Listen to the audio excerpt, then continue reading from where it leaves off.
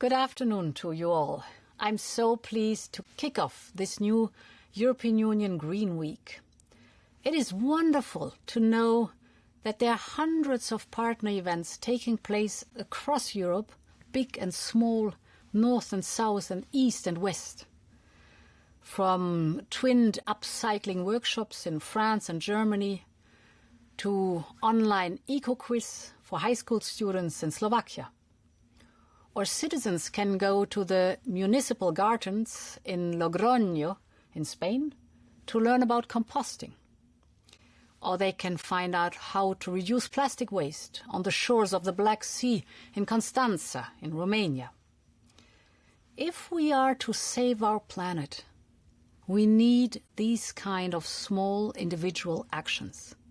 We need them alongside the structural changes that we are making through the European Green Deal. In the past year, we have all been confined by a pandemic. We have spent more time inside than we wished. And as a result, we have discovered a newfound appreciation of being outside, in nature, in the fields, farms and forests that cover our countryside, or the parks, the playgrounds and plazas that are spread across our towns and cities. I believe that this appreciation for nature also comes with a greater awareness of its vulnerability. It is painfully clear that human activity has negative impacts on other forms of life. Pollution is threatening the survival of more than 1 million plant and animal species on land and at sea. It is one of the 5 leading causes for biodiversity loss. We cannot be negligent any longer.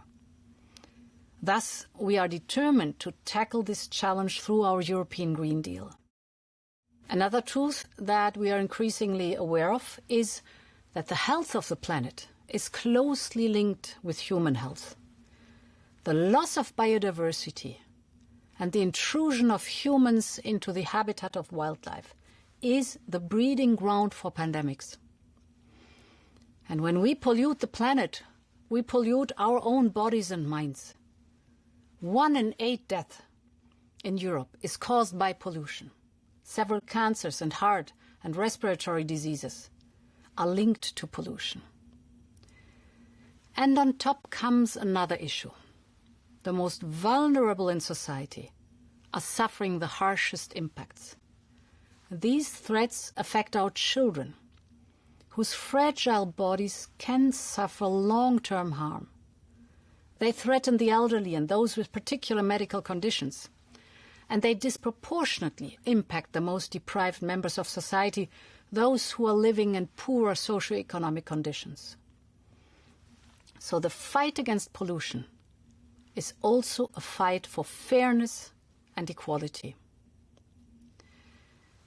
It is for all of them and for Mother Earth that I presented my zero pollution ambition for Europe.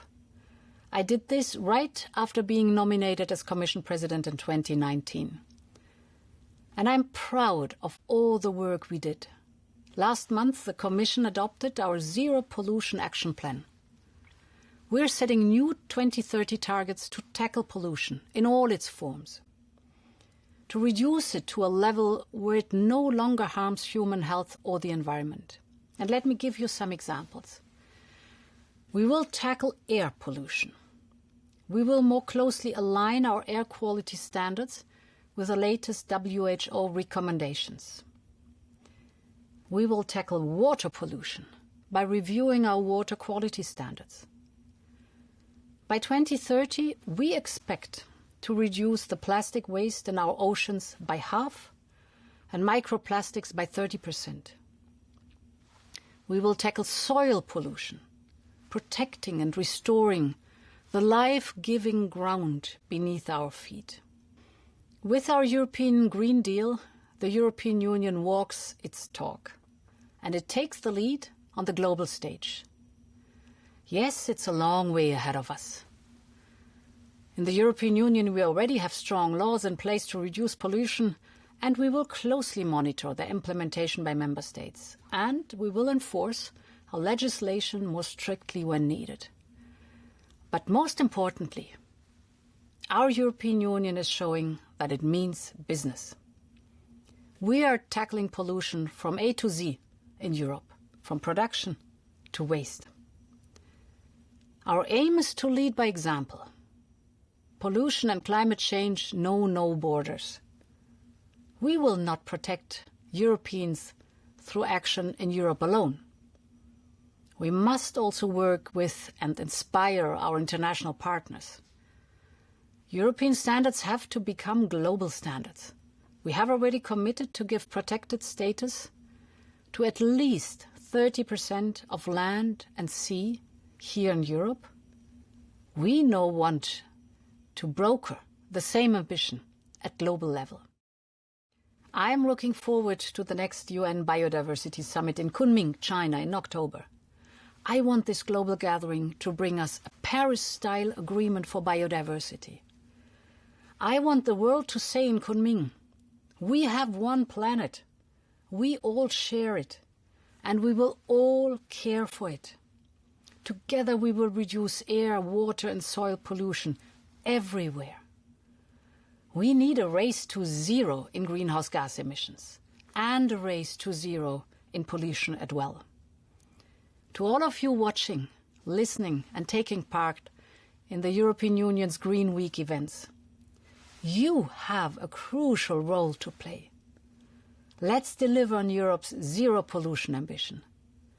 As you organize your events, as you have conversations with friends, family and colleagues, keep in mind this quote by Margaret Mead. Never doubt that a small group of thoughtful, committed citizens can change the world. Indeed, it's the only thing that ever has. End of quote. Let's change the world together and make it a world of zero pollution. I thank you for your attention.